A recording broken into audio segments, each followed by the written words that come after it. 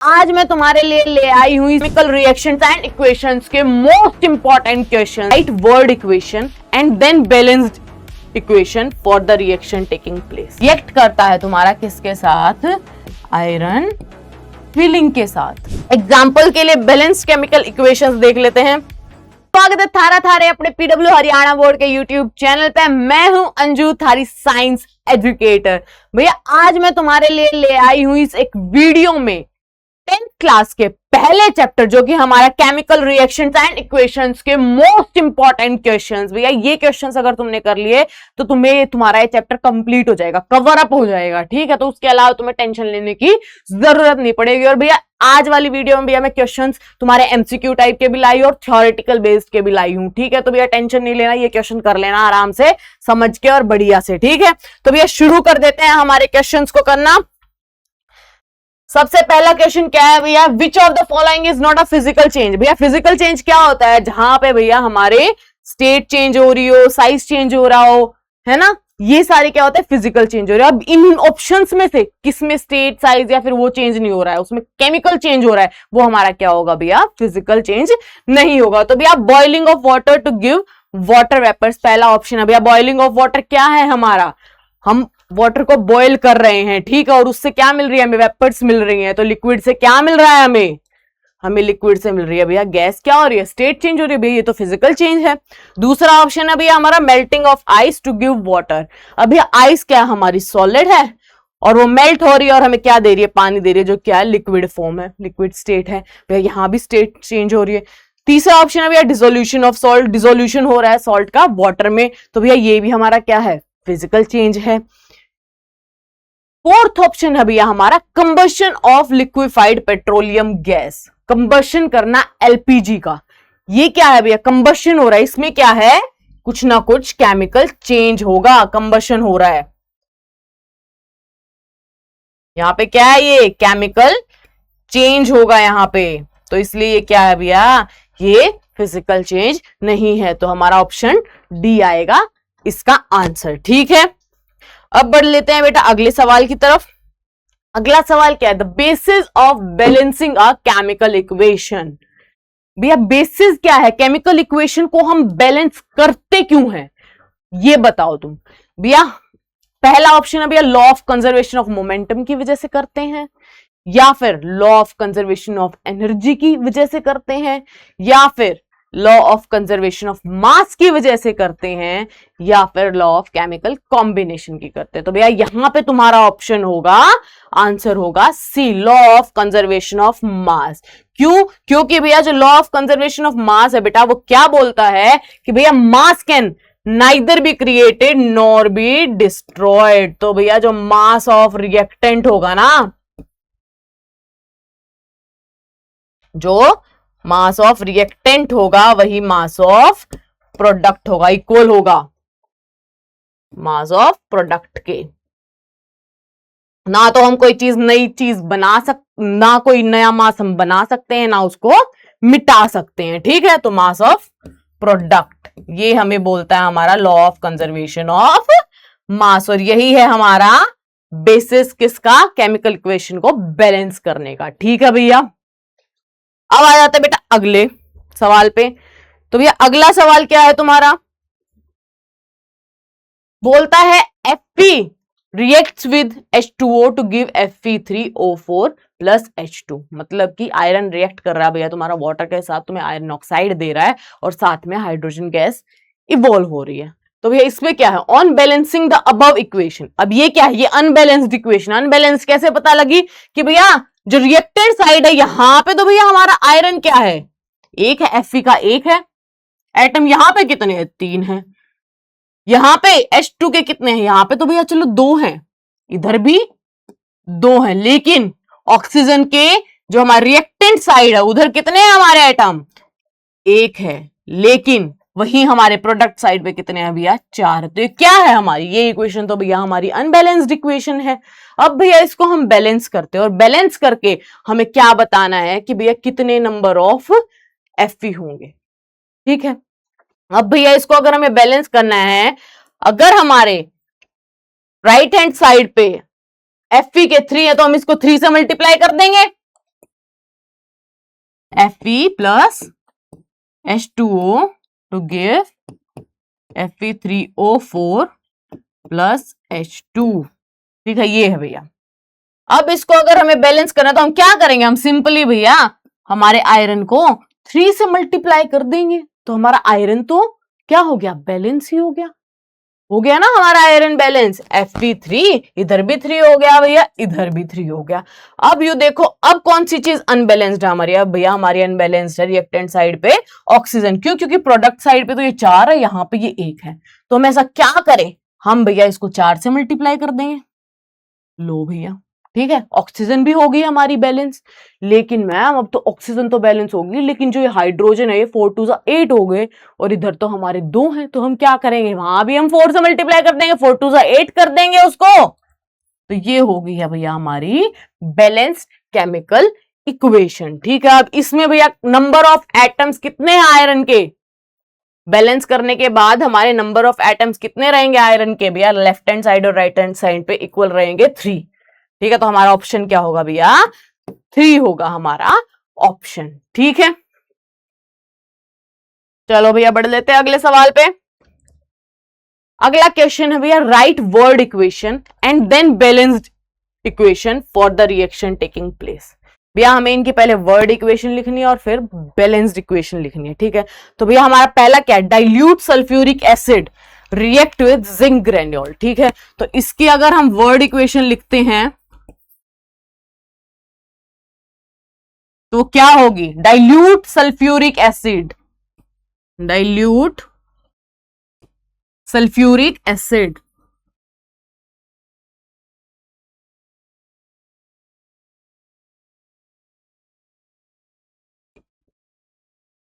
ठीक है, किसके साथ रिएक्ट करता है, जिंक ग्रेन्यूल्स के साथ। तो हम यहां पे क्या लिखेंगे, जिंक ग्रेन्यूल्स। ठीक है, हमें क्या मिलेगा, हमें मिलेगा भैया जब हमारा dilute sulphuric acid zinc granules के साथ रिएक्ट करेगा तो हमें मिलेगा भैया ZnSO4 जिंक सल्फेट।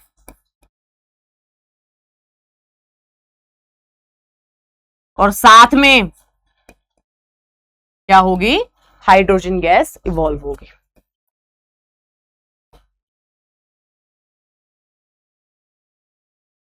ठीक है, अब इसको भैया हम नॉर्मल इक्वेशन में लिखे तो क्या होगा हमारा भैया, H2SO4 जब जिंक के साथ Zn के साथ रिएक्ट करेगा तो हमें क्या मिलेगा, ZnSO4 जिंक सल्फेट, ZnSO4 साथ में H2। ठीक है, क्या मिला हमें, ZnSO4 जिंक सल्फेट और हाइड्रोजन गैस। अब इसको अगर हमें बैलेंस करना है तो भैया बैलेंस देखो, ये बैलेंस्ड है या नहीं, ये भैया बैलेंस्ड केमिकल इक्वेशन है। क्यों, क्योंकि भैया इधर 2 हाइड्रोजन है रिएक्टेंट साइड पे, प्रोडक्ट साइड पे भी हमारे क्या है, 2 हाइड्रोजन है। इधर हमारा 1 सल्फर है, इधर हमारा 1 सल्फर है भैया। रिएक्टेंट साइड पे हमारे 4 ऑक्सीजन है, प्रोडक्ट साइड पे भी हमारे 4 ऑक्सीजन है। वही रिएक्टेंट साइड पे हमारा 1 जिंक है एटम है, और प्रोडक्ट साइड पे भी हमारा 1 जिंक का एटम है। ठीक है भैया, तो ये क्या है, हमारी बैलेंस्ड केमिकल इक्वेशन है। अब बढ़ लेते हैं भैया अगली पे, dilute hydrochloric acid react with magnesium ribbon. तो भैया जब डाइल्यूट हाइड्रोक्लोरिक एसिड रिएक्ट करेगा तो इसकी वर्ड इक्वेशन लिखो। भैया तुम्हें क्या लिखना है, dilute hydrochloric acid reacts with magnesium ribbon, magnesium ribbon to give magnesium chloride।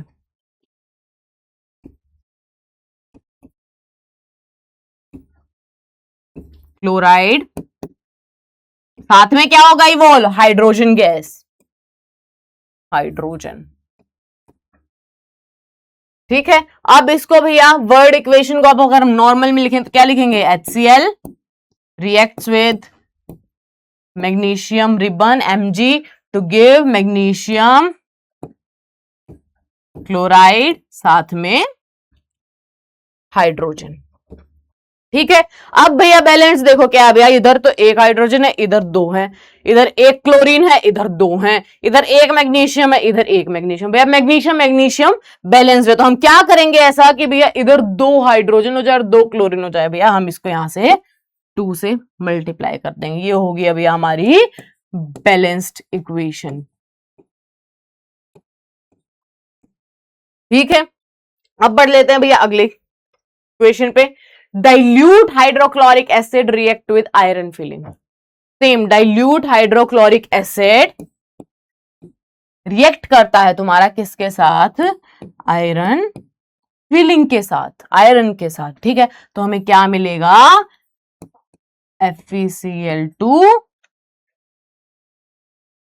साथ में हाइड्रोजन गैस।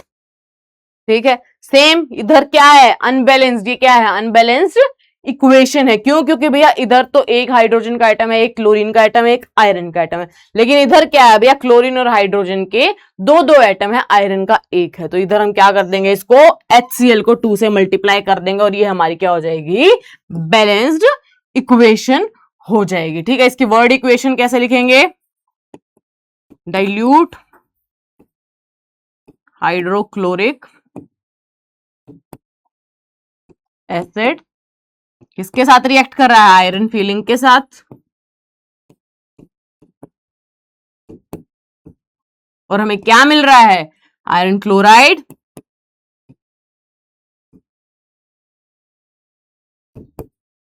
और साथ में हाइड्रोजन गैस। ठीक है भैया, ये इसकी क्या होगी है, वर्ड इक्वेशन। चलो भैया बढ़ लेते हैं फिर अगले सवाल पे। ये थी भैया तुम्हारी बैलेंसिंग की, कि भैया बैलेंसिंग कैसे करनी है, उससे पहले वर्ड इक्वेशन लिखो भैया तुम, फिर उसकी सिंबॉलिक इक्वेशन लिखो ऐसे सिंबल्स के साथ, और फिर उसको देखो भैया बैलेंस्ड है या अनबैलेंस्ड है। LHS साइड और RHS साइड में तुम अपना फटाक से एटम्स को काउंट करो, इक्वल एटम्स है यानी, अगर इक्वल है तो मतलब बैलेंस्ड है, अगर अनइक्वल है तो अनबैलेंस्ड, और उसको बैलेंस कर लो।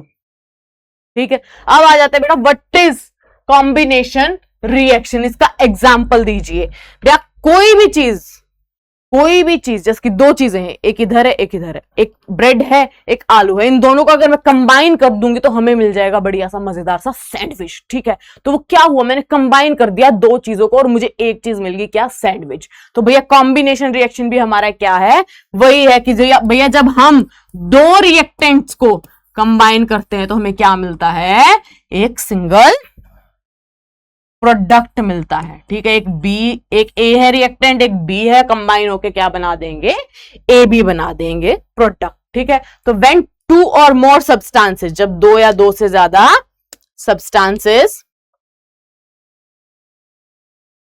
एलिमेंट्स हो या वो compounds combine to form a single product, एक सिंगल प्रोडक्ट बनाते हैं, उसे हम क्या बोल देते हैं, हम कॉम्बिनेशन रिएक्शन बोल देते हैं। ठीक है, जैसे कि भैया A + B गिव्स AB, ये इसका रिप्रेजेंट करने का तरीका है। ठीक है, एग्जांपल्स में भैया जब हम क्विक लाइम मतलब कि कैल्शियम ऑक्साइड को रिएक्ट करवाते हैं बेटा वाटर के साथ, तो हमें एक चीज मिलती है, क्या मिलती है, स्लेक्ड लाइम। क्या मिलती है, स्लेक्ड लाइम। और ये स्लेक्ड लाइम की बेटा एक इंपॉर्टेंट एप्लीकेशन भी है, वो क्या है, व्हाइट वॉशिंग के लिए यूज होती है, व्हाइट वॉशिंग, जो सफेदी करते हैं ना हम दीवारों पे, व्हाइट वॉशिंग, उसी के लिए बेटा ये स्लेक्ड लाइम यूज होता है। तो इसकी एक एप्लीकेशन है, ये पूछी जा सकती है।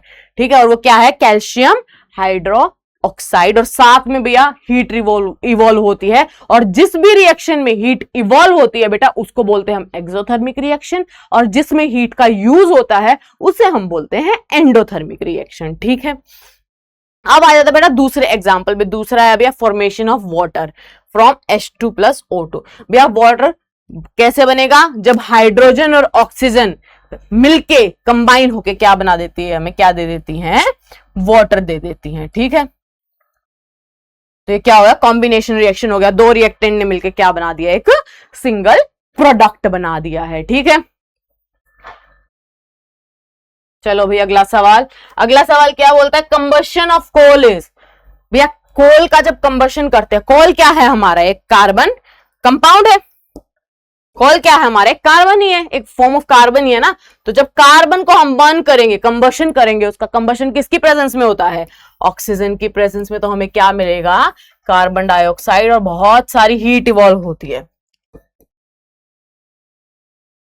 ठीक है, तो ये क्या हुआ, एक रिएक्टेंट, दो रिएक्टेंट ने मिलकर क्या बना दिया, एक प्रोडक्ट बना दिया। तो कंबशन ऑफ कोल कैसा रिएक्शन है, कॉम्बिनेशन रिएक्शन।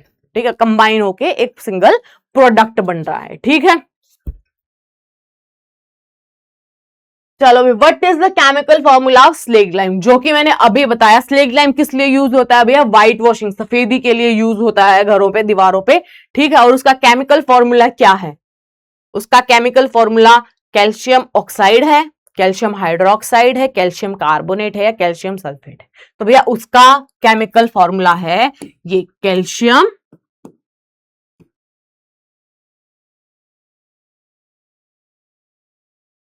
Hydro oxide. ठीक है, तो स्लेग लाइम का फॉर्मूला तुमसे कोई पूछ रहे तो क्या बोलना है भैया, calcium hydroxide CaOH whole twice. ठीक है, अगला सवाल है भैया, define decomposition reaction, write a balanced equation for decomposition reaction. भैया डीकंपोजिशन रिएक्शन को बताना और उसकी बैलेंस्ड इक्वेशन लिखनी है। डीकंपोजिशन जैसे कंबाइन हो रही थी चीजें, कॉम्बिनेशन नाम, डीकंपोजिशन, डीकंपोज हो रही हैं चीजें, मतलब कि क्या है, टूट रही है, ब्रेक हो रही हैं चीजें। तो ये क्या हो गया भैया, डीकंपोजिशन रिएक्शन हो गया है। अब भैया देखो, कॉम्बिनेशन के क्या है, अपोजिट है, ये चीज याद रखना, अपोजिट है किसके, अपोजिट ऑफ कॉम्बिनेशन रिएक्शन। कैसे, उसमें तो चीजें कंबाइन हो रही थी, इसमें क्या होगा भैया, एक सिंगल रिएक्टेंट है तुम्हारा, वो टूट के क्या बना दे रहा है, एक या एक से ज्यादा, दो या दो से ज्यादा प्रोडक्ट्स बना दे रहा है। ठीक है, तो ये क्या है, डीकंपोजिशन रिएक्शन है। ठीक है, इसकी बैलेंस्ड एग्जांपल के लिए बैलेंस्ड केमिकल इक्वेशंस देख लेते हैं। A reaction in which a single reactant breaks down to give two or more product, उसे हम क्या बोल देंगे भैया, डीकंपोजिशन रिएक्शन बोल देंगे। और जैसा कि मैंने बताया क्या है, अपोजिट ऑफ कॉम्बिनेशन रिएक्शन। इसको रिप्रेजेंट करने का तरीका क्या है भैया, एक ए बी एक रिएक्टेंट है, वो टूट के क्या बना देता है, ए और बी, दो प्रोडक्ट दे देता है हमें। ठीक है, अभी भैया एग्जांपल्स देख लो भैया। जब हम फेरस सल्फेट को, एक सिंगल रिएक्टेंट को जब हम हीट करते हैं तो हमें क्या मिलता है, हमें मिलता है भैया फेरिक ऑक्साइड और सल्फर की oxide, sulphur dioxide and sulphur trioxide. तो क्या हुआ यहाँ पे, एक सिंगल रिएक्टेंट तीन प्रोडक्ट्स में क्या हो गया, टूट गया, डीकंपोज हो गया। ठीक है, दूसरा है भैया, जब हम वाटर का इलेक्ट्रोलिसिस करवाते हैं, वाटर को इलेक्ट्रिसिटी के थ्रू ट्रीट करते हैं, तो हमें क्या मिलता है, हमें मिलता है भैया हाइड्रोजन गैस और साथ में ऑक्सीजन गैस। वैसे ही बेटा अगर हम AgCl ले ले, सिल्वर क्लोराइड ले ले और उसको धूप में रख दे, तो हम क्या देखेंगे कि भैया हमें एक ग्रेइश, एक जो बोल में हमने रखा है सिल्वर क्लोराइड को, उसमें हमें क्या देखने को मिला है, ग्रेइश कलर का सब्सटेंस देखने को मिला। वो क्या है, हमारा सिल्वर है, और हमें येलोइश ग्रीन की ऐसे फ्यूम्स सी जाती हुई दिखेंगी, वो क्या है भैया, हमारी क्लोरीन गैस की फ्यूम्स हैं। ठीक है, अब भैया यहाँ पे तुम्हें दिखेगा कि हमने यहाँ पे क्या लिखा, हीट, इलेक्ट्रिसिटी और सनलाइट। तो इससे क्या पता लग रहा है भैया, हमारी जो डीकंपोजिशन रिएक्शन है वो तीन तरीके की होती है। एक तो थर्मल, जहां पे क्या है, हीट का यूज होता है।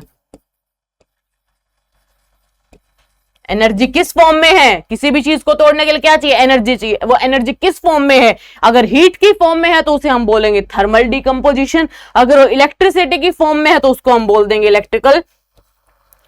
इलेक्ट्रोलिटिक डीकंपोजिशन या फिर इलेक्ट्रोलिसिस। ठीक है, और अगर वो सनलाइट की फॉर्म में है तो उसे हम क्या बोल देंगे, उसे हम बोल देंगे फोटोलिसिस। ठीक है, फोटोलिसिस। तो ये तीन तरीके के हमारे क्या होते हैं, डीकंपोजिशन रिएक्शंस होते हैं। अब बढ़ लेते हैं बेटा अगले सवाल पे। अगला सवाल क्या है भैया हमारा, what is the colour of ferrous sulphate crystal, how does this colour change after heating. भैया फेरस सल्फेट क्रिस्टल का कलर कैसा होता है, और जब हम उसको हीट करते हैं तो उसका कलर चेंज कैसे होता है। तो भैया हमारा फेरस सल्फेट होता है FeSO4.5H2O। ठीक है, ये क्या है हमारा, ये है भैया हमारा फेरस सल्फेट क्रिस्टल। ठीक है, तो ये कैसे कलर का है भैया, एक ग्रीन कलर का है। तो क्या होएगा, जब भैया हमारा फेरस सल्फेट क्रिस्टल FeSO4.7H2O उसको जब हम हीट करते हैं, तो क्या हो जाता है, वो टूट जाता है भैया। जो इसकी जो 7 वाटर के मॉलिक्यूल्स है ना, ये क्या हो जाते हैं, ये उड़ जाते हैं। ठीक है, और हमें क्या मिल जाएगा, हमें मिल जाएगा एनहाइड्रस FeSO4। ठीक है, और इसको जब हम फर्दर हीट करेंगे बेटा, तो ये किन में टूट जाएगा, ये टूट जाएगा भैया हमारा फेरिक ऑक्साइड में, सल्फर डाइऑक्साइड और सल्फर ट्राइऑक्साइड में। तो ये बहुत सवाल पूछा जाता है कि भैया ऐसे कैसे कलर कैसे चेंज हो रहा है। भैया जो हमारा फेरस सल्फेट क्रिस्टल था उसका ग्रीन कलर था, क्या था, ग्रीन कलर था, लेकिन उसको कुछ टाइम बाद हम जब हीट करते हैं वो व्हाइट हो जाता है, और उसको कुछ टाइम बाद और उसको और हीट करते हैं तो कैसा हो जाता है, रेडिश ब्राउन कलर का हमें सब्सटेंस मिलता है। ठीक है, तो ऐसा क्यों होता है,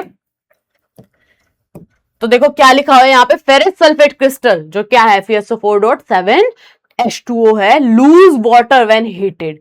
वो क्या करता है, अपना पानी को जो 7 मॉलिक्यूल है वाटर के, इनको लूज कर देता है जब उसको हीट करते हैं। तो कलर क्या है हमारा क्रिस्टल का, चेंज हो जाता है। ठीक है, जब पानी लूज हो जाएगा तो हमारे क्रिस्टल का कलर क्या हो जाएगा, चेंज हो जाएगा, and then it decomposes to ferric oxide. और जब हम इसको एनहाइड्रस FeSO4 फेरस सल्फेट को फर्दर हीट करेंगे तो किसमें टूट जाएगा, फेरिक ऑक्साइड में, सल्फर डाइऑक्साइड में और सल्फर ट्राइऑक्साइड में। ठीक है, और जो ये फेरिक ऑक्साइड होगी भैया, ये तो कैसी होगी, हमारी सॉलिड होगी, और जो SO2 सल्फर की ऑक्साइड्स हैं, ये क्या होंगे, हमारी गैसेस होंगी। ठीक है भैया, तो ये था तुम्हारा क्या, फेरस सल्फेट के रिगार्डिंग क्वेश्चन जो कि पूछ लेते हैं, मोस्टली पूछा जाता है, इसलिए तो इंपॉर्टेंट क्वेश्चन है। ठीक है, लो भैया, ठीक है, बढ़ लेते हैं अगले सवाल पे। अगला क्वेश्चन क्या है भैया, what is displacement reaction given example. नाम देखो, डिस्प्लेस कर रहा है कोई भी चीज, तो क्या है भैया, मैं बहुत बढ़िया एग्जांपल देती हूँ भैया। तुम्हारी अंजू मैडम तुम्हें पढ़ा रही है क्लास में और अपना द ग्रेट खली आ जाए, तो भैया पावरफुल कौन है, द ग्रेट खली, वो मेरे को इस क्लास से बाहर निकाल देंगे। ठीक है, तो मैं चुपचाप अपना निकल जाऊंगी डर के, भैया नहीं मरना नहीं है मेरे को। तो वही चीज है भैया यहाँ पे, एक हाईली रिएक्टिव, क्या है, एक highly reactive, the reaction in which a more reactive element displays a less reactive element from its compound is called as displacement reaction। ठीक है, रिप्रेजेंट करने का तरीका है भैया कि A भी एक कंपाउंड है और C एक और क्या है, एलिमेंट है। तो ये C क्या करेगा, ये हाईली रिएक्टिव, ये ज्यादा रिएक्टिव है B से, तो ये क्या कर देगा, इसको डिस्प्लेस कर देगा यहां से, और खुद क्या बना लेगा, एक कंपाउंड बना लेगा AC, और B as a by product हो जाएगा। ठीक है, अब इसका एग्जाम्पल देखो भैया, जब हम आयरन को रिएक्ट करवाते हैं किसके साथ, कॉपर सल्फेट के साथ, किसके साथ, कॉपर सल्फेट के साथ, तो हम क्या देखते हैं कि जो ये आयरन है ये क्या कर देता है, कॉपर सल्फेट को यहां से, इस कॉपर सल्फेट में से कॉपर को क्या कर देता है, डिस्प्लेस कर देता है। क्यों, क्योंकि भैया जो कॉपर है वो क्या है, लेस रिएक्टिव है, क्या है, लेस रिएक्टिव है देन आयरन। ठीक है, और ये कहां से पता लगेगा हमें रिएक्टिविटी का, ये पता लगेगा बेटा हमें कहां से, रिएक्टिविटी सीरीज से।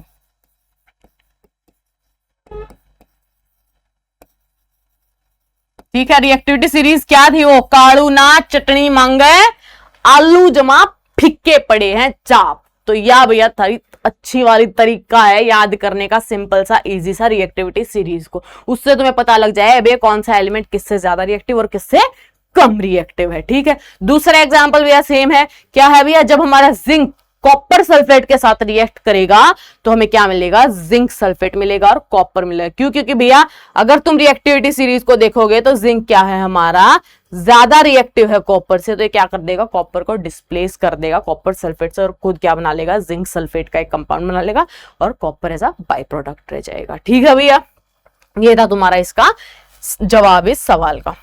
अब आ जाता है बेटा अगले सवाल पे क्या है, what is double displacement reaction. वहां पे क्या था, सिंगल डिस्प्लेसमेंट हो रही थी, यहां पे क्या है भैया, डबल डिस्प्लेसमेंट हो रही है। तो यहां पे क्या बोल सकते हैं हम, यहां पे भैया एक्सचेंज हो रहा है किनका, ऑफ आयंस। क्या हो रहा है, एक्सचेंज हो रहा है आयंस का। ठीक है, डबल डिस्प्लेसमेंट कोई पूछ रहे तो बोलना भैया यहां पे क्या होता है, एक्सचेंज होता है किनका, आयंस का। ठीक है, तो क्या बोलते हैं यहां पे, इसकी डेफिनेशन कैसे लिखनी है तुम्हें, the reaction in which there is an exchange of ions between the reactants are called as double displacement reactions। ठीक है, इसको रिप्रेजेंट करने का तरीका ये रहा भैया, एक AB एक कंपाउंड है, ठीक है, एक केटायन है एक एनायन है, वहीं दूसरा एक रिएक्टेंट है CD, उसमें भी एक केटायन है एक एनायन है। तो भैया हम क्या देखेंगे कि भैया एक का जो ये एनायन है ये इसके कैटायन के पास चला जाएगा, इसका कैटायन है इसके एनायन के पास चला जाएगा, और ये क्या बना लेंगे, यहाँ पे क्या हुआ, एक्सचेंज ऑफ आयंस हुआ, पॉजिटिव नेगेटिव के पास चला गया, नेगेटिव पॉजिटिव के पास चला गया, एक दूसरे के साथ रिएक्टेंट्स ने एक दूसरे के साथ अपने आयंस को क्या कर लिया, एक्सचेंज कर लिया। ठीक है, और क्या बना दिए, कंपाउंड्स बना दिए। ये क्या है भैया, तुम्हारा डबल डिस्प्लेसमेंट रिएक्शन है। ठीक है, इसके एग्जांपल्स हैं भैया, क्या है, सोडियम सल्फेट, सोडियम में भैया एक पॉजिटिव आयन एक नेगेटिव आयन, वही बेरियम क्लोराइड में भी सेम पॉजिटिव नेगेटिव। तो हमें क्या मिलेगा, हमारा जो बेरियम है ये किसके साथ मिलके कंपाउंड बना लेगा भैया, जो बेरियम है ये सल्फेट के साथ रिएक्ट मिलके एक कंपाउंड बना लेगा, क्या, बेरियम सल्फेट और सोडियम क्लोराइड फिर बन जाएगा, क्योंकि सोडियम और क्लोरीन रिएक्ट कर जाएंगे। वैसे ही भैया लेड नाइट्रेट है, लेड नाइट्रेट बेटा रिएक्ट करता है जब पोटेशियम आयोडाइड के साथ, तो यहां भी क्या होगा, आयंस का एक्सचेंज होगा। ठीक है, और आयंस का एक्सचेंज होगा तो हमें क्या मिलेगा भैया, हमें मिलेगा लेड आयोडाइड, ठीक है, और साथ में पोटेशियम नाइट्रेट। ये है भैया तुम्हारा डबल डिस्प्लेसमेंट रिएक्शन, दो दो चीजों का डिस्प्लेसमेंट हो रहा है ना, इसका इधर जा रहा है इसका इधर जा रहा है आयन, तो ये क्या हुआ, एक्सचेंज ऑफ आयन हो रहा है और डबल हो रहा है, दो डिस्प्लेसमेंट्स हो रही हैं। अब भी आ जाते हैं अगले सवाल पे, ये तुम्हारा एमसीक्यू टाइप है, क्या है, PbNO3 जब इसको हम हीट करते हैं तो हमें क्या मिलता है, PbO लेड ऑक्साइड, साथ में नाइट्रोजन डाइऑक्साइड और ऑक्सीजन। तो अब भैया ये बताओ तुम मुझे कि भैया ये कैसा रिएक्शन है, ये पूछ रहा है हमारा सवाल। तो भैया पहला है डिस्प्लेसमेंट रिएक्शन, डिस्प्लेसमेंट तो नहीं है भैया ये, ठीक है, क्योंकि एक सिंगल रिएक्टेंट है, वो क्या हो रहा है यहाँ पे हमें दिख रहा है वो कि भैया एक सिंगल रिएक्टेंट क्या हो रहा है, टूट रहा है तीन प्रोडक्ट्स में, तो भैया डिस्प्लेसमेंट तो हमारा नहीं है। ठीक है, कॉम्बिनेशन भी हमारा नहीं है। अब रह गया भैया हमारा डीकंपोजिशन रिएक्शन। अब डीकंपोजिशन थर्मल डीकंपोजिशन लिखेंगे, हम इसको डीकंपोजिशन रिएक्शन लिखेंगे। अब यहाँ पे देखो बेटा प्रॉपर ऐसे लिखा होगा कि भैया यहाँ पे क्या यूज हो रहा है, हीट का यूज हो रहा है, और हीट का जहां एनर्जी जहां as in the form of heat use हो रही है उसको हम क्या बोलते हैं बेटा, थर्मल डीकंपोजिशन बोलते हैं। तो हमारा आंसर क्या होगा, बी होगा हमारा इसका आंसर। चलो भाई बढ़ लेते हैं आगे। अगला सवाल है, the following reaction is an example of, ये जो रिएक्शन है भैया किसका एग्जाम्पल है, क्या रिएक्शन है, जब भैया हमारा अमोनिया है NH3 रिएक्ट करता है किसके साथ, ऑक्सीजन के साथ, तो हमें मिलता है नाइट्रोजन ऑक्साइड और वाटर। तो भैया अब ये बताओ भैया ये डिस्प्लेसमेंट रिएक्शन है, ये कॉम्बिनेशन रिएक्शन है, ये रिडॉक्स रिएक्शन है, या फिर ये न्यूट्रलाइजेशन रिएक्शन है। सबसे पहले तो भैया ये देखो तुम यहां पे न्यूट्रलाइजेशन रिएक्शन तो है नहीं भैया, न्यूट्रलाइजेशन किस में होता है, न्यूट्रलाइज करते हैं एसिड और बेसिस में होता है। चलो भी एक ऑप्शन तो गया, 4 नहीं है हमारा, ये क्या है, 4 तो नहीं है, न्यूट्रलाइजेशन रिएक्शन तो नहीं है हमारा। ठीक है, अब भैया यहाँ पे दो चीजें कंबाइन होकर एक सिंगल प्रोडक्ट बना रही है, वो भी नहीं हो रहा है, तो हमारा भैया ये कॉम्बिनेशन रिएक्शन में, तो जिसमें भैया फोर्थ वाला ऑप्शन है वो काट दो, ये है भैया, ये हमारा नहीं है फोर्थ, इसमें और कहां है फोर्थ, ये लो भैया फोर्थ भी नहीं है, तो नेचुरली क्या हो गया, कट गया। अब कौन सा ऑप्शन रह गया हमारा भैया फर्स्ट और थर्ड रह गया। फर्स्ट और थर्ड में क्या है, तो एक तो है डिस्प्लेसमेंट रिएक्शन और एक है रिडॉक्स रिएक्शन। रिडॉक्स रिएक्शन में क्या होगा, ऑक्सीडेशन रिएक्शन होएगा, ऑक्सीडेशन रिडक्शन रिएक्शन होगा भैया, एक का ऑक्सीडेशन होएगा या रिडक्शन होएगा, ठीक है। उसमें क्या होगा भैया, एडिशन हो चाहे तो ऑक्सीजन का, चाहे तो फिर रिमूवल हो ऑक्सीजन का, ठीक है, एडिशन हो हाइड्रोजन का या फिर रिमूवल हो हाइड्रोजन का। जहां पे ऑक्सीजन का एडिशन होगा, क्या ऑक्सीजन का क्या होगा, एडिशन होगा, और रिमूवल किसका होगा, हाइड्रोजन का, तो उसे हम क्या बोल देंगे, ऑक्सीडेशन, कि भैया यहां पे क्या हुआ है, ऑक्सीडेशन हुआ है, ठीक है। और रिडक्शन किसको बोलेंगे, जहां पे इसका उल्टा हो रहा होगा, मतलब कि भैया रिमूवल तो हो रहा होगा किसका, ऑक्सीजन का, और क्या हो रहा होगा, एडिशन किसका हो रहा होगा, हाइड्रोजन का। तो ये क्या हो जाएगा भैया हमारा, ये हो जाएगा हमारा रिडक्शन। तो यहां पे क्या हो रहा है, यहां पे भैया पहला भैया हमारा ऑक्सीजन क्या है, हाइड्रोजन को डिस्प्लेस कर रहा है, हाइड्रोजन की जगह ले रहा है, ठीक है। तो यहां पे क्या हुआ, डिस्प्लेसमेंट हुआ। दूसरा रिमूवल हो रहा है किसका, यहां पे डिस्प्लेस कर रहा है, तो क्या हो रहा है, यहां पे रिमूवल किसका हो रहा है, हाइड्रोजन का रिमूवल हो रहा है। हाइड्रोजन का रिमूवल क्या है, ऑक्सीडेशन है, मतलब कि क्या हो रहा है, यहां पे एडिशन ऑफ ऑक्सीजन हो रहा है, ठीक है। तो ये क्या हो गया हमारा, ऑक्सीडेशन, डिस्प्लेसमेंट रिएक्शन और रिडॉक्स रिएक्शन, मतलब कि हमारा फर्स्ट और थर्ड कहां पे, अभी हमारा ऑप्शन सी पे, ठीक है। डिस्प्लेसमेंट हो रहा है क्यों, क्योंकि ऑक्सीजन हमारे हाइड्रोजन को डिस्प्लेस कर रहा है, क्योंकि ऑक्सीजन क्या है, ज्यादा रिएक्टिव है हाइड्रोजन से।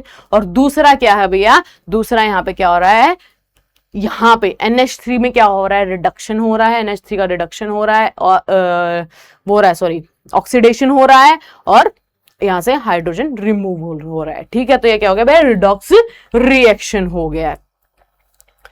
चलो भाई अगले सवाल पे, which of the following are exothermic reaction. Exothermic reaction मैंने क्या बोला था, हीट क्या होती है, बाहर निकलती है, इवॉल्व होती है, क्या निकलती है, बाहर निकलती है। वो हाईली एक्सोथर्मिक रिएक्शन है, वो क्या होता है भैया, उसमें से बहुत ज्यादा हीट निकलती है, ठीक है। तो हीट निकलने वाले रिएक्शन में क्या क्या बोलेंगे, एक्सोथर्मिक, और जिसमें हीट का यूज हो रहा है उस रिएक्शन में, उसको हम बोलते हैं एंडोथर्मिक। तो भैया जो हमारा रिएक्शन होता है वाटर का क्विक लाइम के साथ, तो वो क्या होता है, वो एक्सोथर्मिक रिएक्शन होता है। मैंने आपको अभी कुछ टाइम पहले जब कॉम्बिनेशन रिएक्शन का हम पढ़ रहे थे, उसमें कैल्शियम ऑक्साइड का मैंने दिखाया था वाटर के साथ, तो क्या था, हीट इवॉल्व हो रही थी। हीट इवॉल्व किस में होती है, एक्सोथर्मिक रिएक्शन में। चलो भैया फर्स्ट हो गया एक तो हमारा ऑप्शन। दूसरा डाइल्यूशन ऑफ एसिड।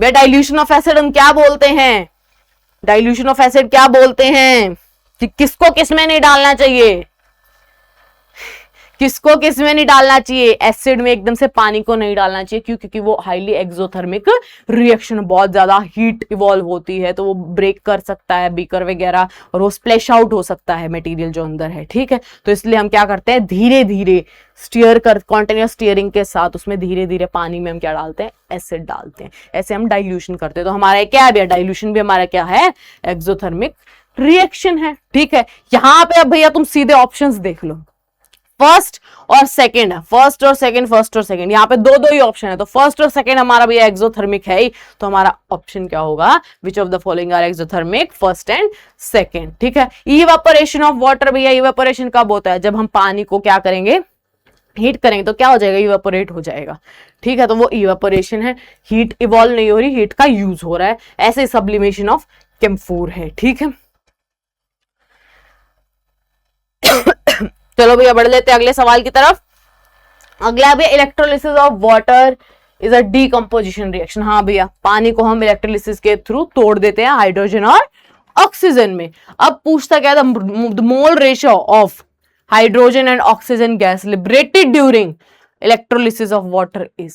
हाइड्रोजन जो हमारी रिमूव है उसकी और ऑक्सीजन की क्या रेशियो है इलेक्ट्रोलिसिस के दौरान जो लिबरेट होती है, तो भैया इसकी रेशो है 2:1। हमेशा याद रखना, हाइड्रोजन हमेशा क्या होगा, डबल अमाउंट में क्या होता है, लिबरेट होता है ऑक्सीजन के कंपैरिजन में, ठीक है, समझे। तो इसका ऑप्शन क्या होगा, 2:1, 2 फॉर हाइड्रोजन, 1 फॉर ऑक्सीजन। अब भैया अगला सवाल है, in reaction copper oxide reacts with hydrogen और उसको हम हीट करते तो हमें क्या मिलता है, कॉपर प्लस वाटर मिलता है। ठीक है, अब यहां पे बताओ भैया क्या हो रहा है, copper oxide is getting oxidised. Oxidise मतलब एडिशन ऑफ ऑक्सीजन होना चाहिए या फिर रिमूवल ऑफ हाइड्रोजन होना चाहिए। ठीक है, hydrogen is getting reduced, reduced हो रहा है मतलब कि क्या है, एडिशन ऑफ हाइड्रोजन होना चाहिए या फिर रिमूवल ऑफ ऑक्सीजन होना चाहिए।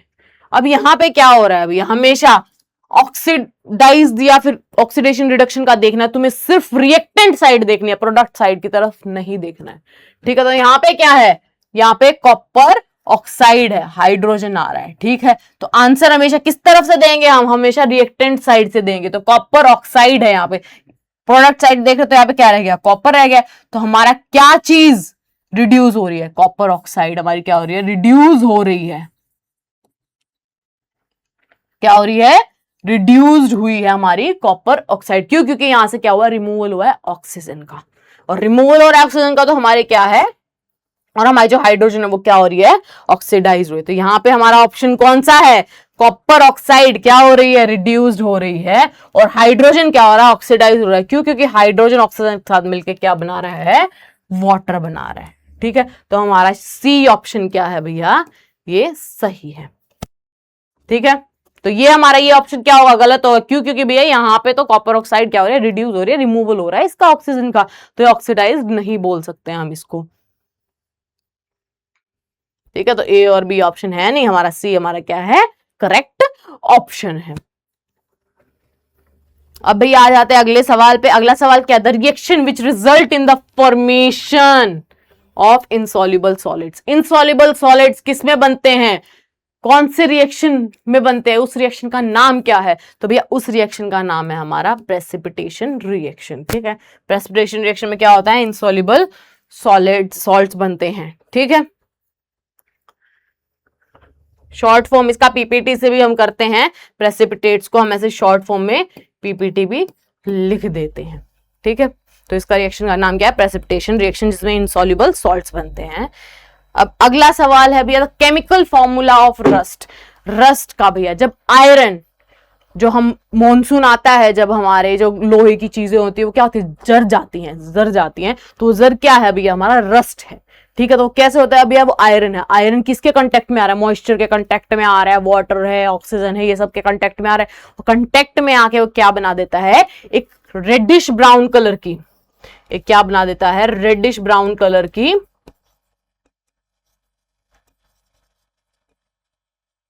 रेडिश ब्राउन क्या बना देता है, एक लेयर बना देता है,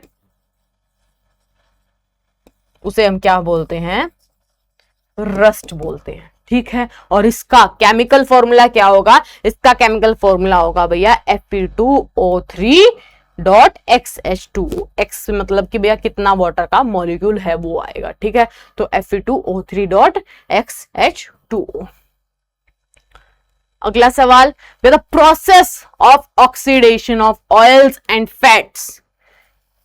वो प्रोसेस जहां पे ऑक्सीडेशन होता है किनका, ऑयल्स और फैट्स का, जो खाने में प्रेजेंट होते हैं, उसको हम क्या बोलते हैं। हमने भी फर्स्ट चैप्टर में क्या पढ़ा था, एक हमने पढ़ा था कोरोजन, ठीक है, क्या है, और किसका उसमें ऑक्सीडेशन होता है, मेटल का ऑक्सीडेशन होता है, और दूसरा हमने पढ़ा था भैया फूड के ऑक्सीडेशन से रिलेटेड क्या, रेंसिडिटी। तो यहाँ पे हमारा जवाब क्या होगा, the process of oxidation of oils and fats present in food items is called as rancidity. ठीक है, समझे, तो ये था भैया तुम्हारा इसका जवाब। अगला सवाल क्या है, विच of the following gas can be used for storage of fresh sample of, है ना, of an oil for a long time. कौन सी गैसेस हम यूज कर सकते हैं ऑयल का ऑक्सीडेशन प्रिवेंट करने के लिए, फ्रेश ऑयल को स्टोर करने के लिए, तो वो है भैया हमारा कार्बन डाइऑक्साइड या ऑक्सीजन है, या फिर नाइट्रोजन ऑक्सीजन है, या फिर कार्बन डाइऑक्साइड हीलियम है, या फिर हीलियम नाइट्रोजन है। तो इसमें क्या जवाब होगा बेटा, हीलियम और नाइट्रोजन। क्यों, क्योंकि ये लेस रिएक्टिव होती है। समझे, चलो भैया आगे। इसी के साथ भैया तुम्हारे हो गई है फर्स्ट चैप्टर के 10th क्लास के फर्स्ट चैप्टर का जो कि था केमिकल रिएक्शंस एंड इक्वेशंस के इंपॉर्टेंट क्वेश्चंस। भैया तुम ये कर लेना, तुम्हारा इस चैप्टर का मामला सेट हो जाएगा। ठीक है, तुम्हें इस चैप्टर की टेंशन लेने की जरूरत नहीं पड़ेगी। ठीक है, तो भैया इसको बढ़िया से, इन क्वेश्चंस को बढ़िया से रिवाइज करो, लिख के देखो, प्रैक्टिस करो और क्वेश्चंस लगा के देखो। मिलते हैं अगली क्लास में, तब तक के लिए tata bye bye, Ram Ram.